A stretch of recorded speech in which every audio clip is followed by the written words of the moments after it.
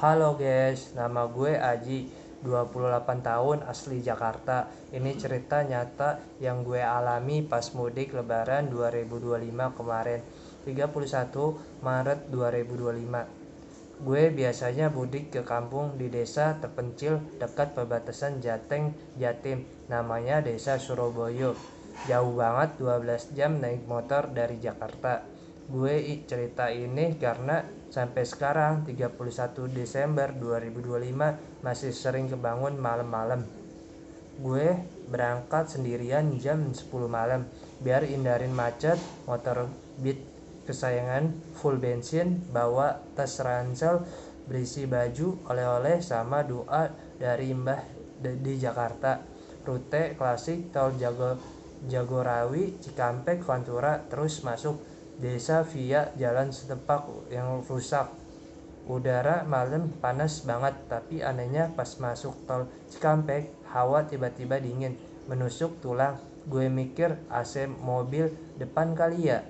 Jam 1 malam gue istirahat di pom bensin terakhir sebelum Pantura gelap. Ada mbak-mbak penjaga bilang, "Mas, hati-hati ya malam ini, katanya banyak penumpang gelap di jalan. Jangan kasih tumpangan." Gue tertawa, "Mbak, receh amat." Beli kopi hitam, lanjut gas, tapi nyalain motor spion kiri kayak ada bayangan orang duduk di boncengan. Gue cek kosong, capek kali, gue bisik sendiri.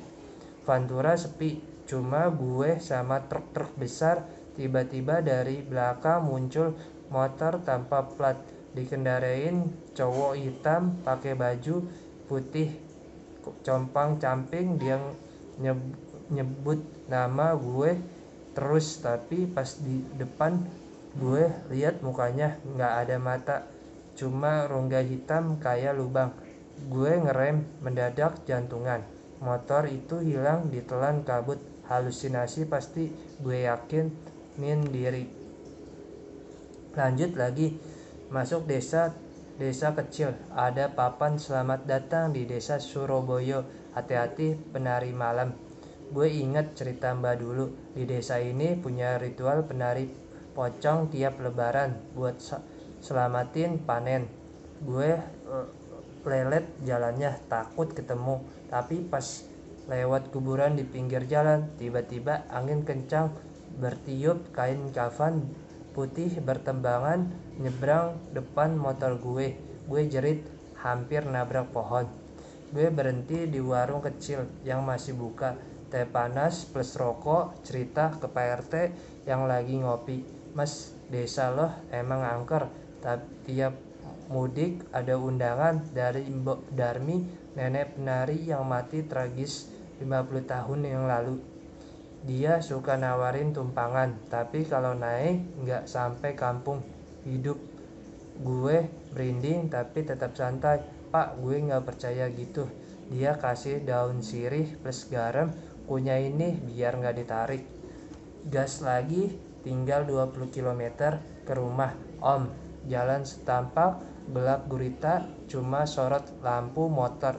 Tiba-tiba depan ada cewek muda pakai kebaya putih, rambut panjang, acak-acakan, angkat tangan minta tumpangan.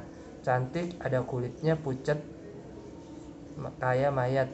Gue ingat nasihat Pak RT, lewatin aja. Tapi dia lompat ke boncengan. Berat banget, motor oleng, bau amis kayak bangkai. Gue teriak, "Turun mbak, gue gak bawa penumpang."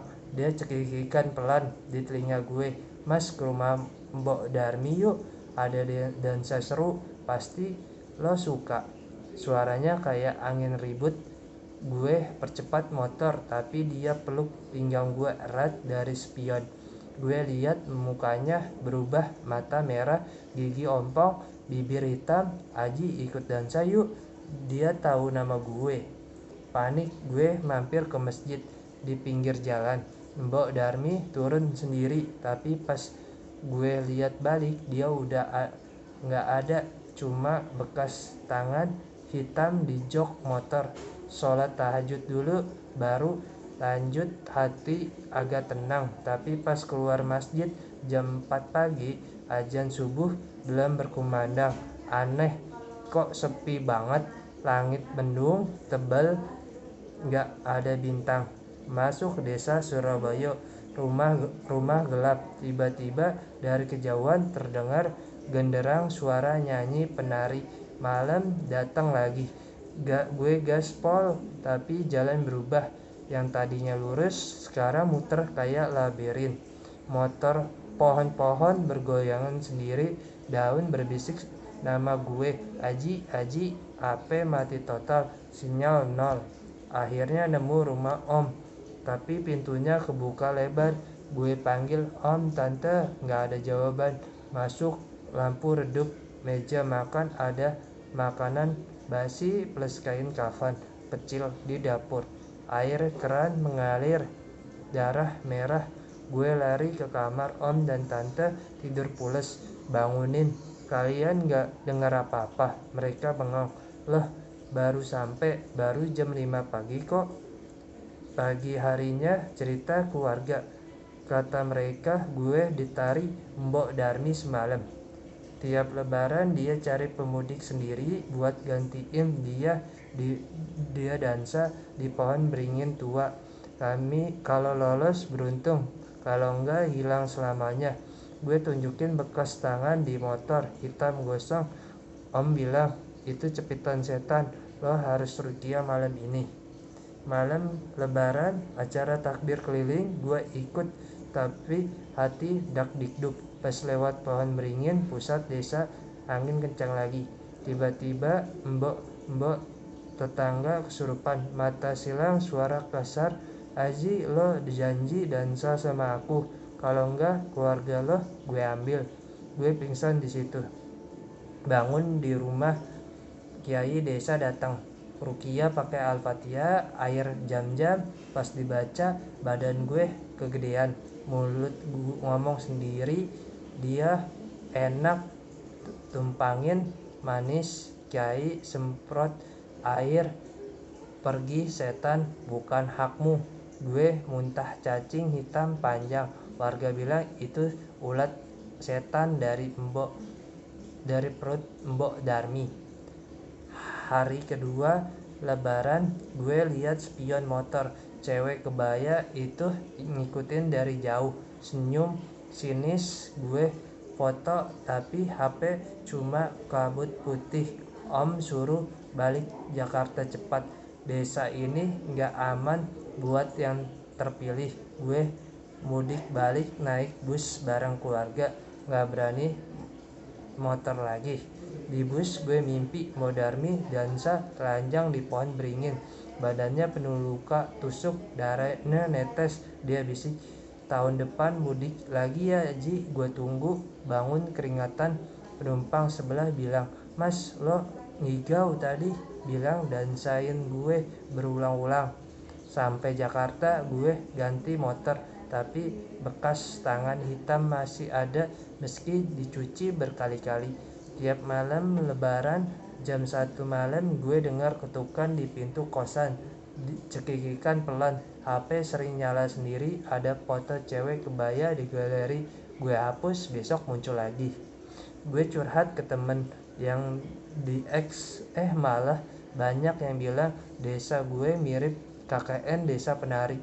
Ada yang share pengalaman sama mudik ke Jateng, ketemu penari pocong.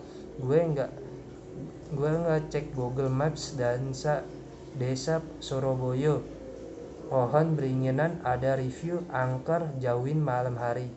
Sekarang 31 Desember 2025, gue lagi di Jakarta. Malam tahun baru, gak berani keluar sendirian. Tiap mudik gak naik kereta rame-rame, tapi minggu lalu paketan misterius datang. Kain putih plus daun sirih kering, alamat pengirim Mbok Darmi, desa Surabaya. Gue bakar semua.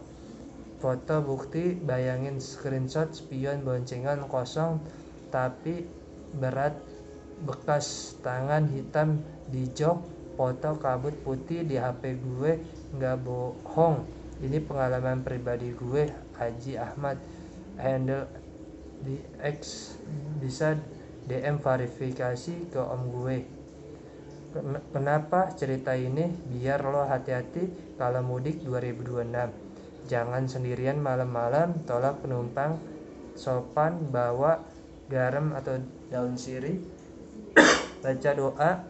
Desa terpencil banyak ritual gelap yang bangun pas lebaran. Gue survive tapi trauma selamanya.